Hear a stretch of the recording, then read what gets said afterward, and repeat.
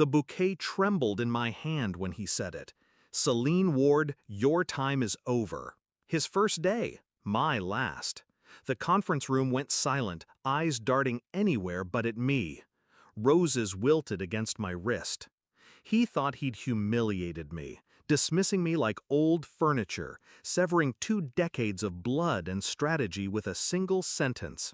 I didn't fight back. I didn't plead. I smiled. Because 2 days earlier, I'd had a meeting that would decide everything. I remember the first time I met him, Lucas Kane, young, polished, expensive suit, too much ambition in his handshake. The board whispered he was the savior, the visionary, the blood transfusion the company needed. I saw it immediately, the arrogance in his eyes. He didn't see me as a mentor or even a peer. He saw me as an obstacle, and obstacles get removed.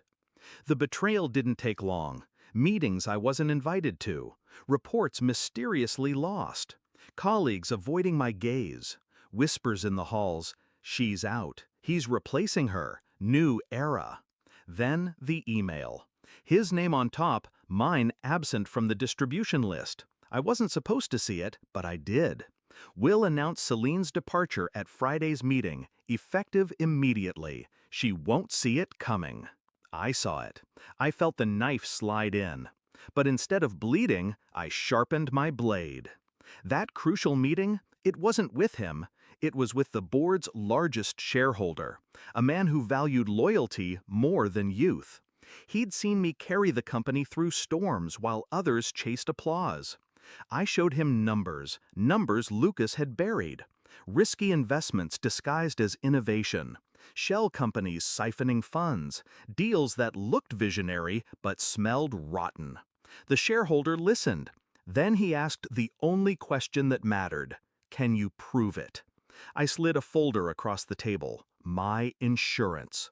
Years of watching, recording, collecting. I had proof. He nodded once. Leave the rest to me. So when Lucas Kane fired me in front of the team, I let him believe he'd won. I walked out, roses still in hand, dignity intact. Let him savor his victory, because victory ages fast when rot sets in. The next morning, the secretary burst into my apartment breathless. You need to see this. Her phone shook in her hand, headlines flashing across the screen. SEC opens investigation into Kane Holdings, fraud allegations surface. New CEO Lucas Kane under fire after evidence of misconduct emerges. Shareholder revolt brewing, emergency board meeting called. I scrolled. My documents, my recordings, my fingerprints everywhere but invisible. The company didn't see me kneeling. They saw him crumbling. By noon, the market had reacted, stocks tumbling, partners distancing. By evening, the board had gathered, and by nightfall, Lucas Kane was out. Not with a speech, not with applause, with silence. Cold, clean, and final. He called me at 2 a.m., his voice cracked between rage and fear. You did this. You think they'll take you back. You're finished too. I let him rant. When he paused for breath, I answered quietly. I don't want your chair, Lucas. I want your grave.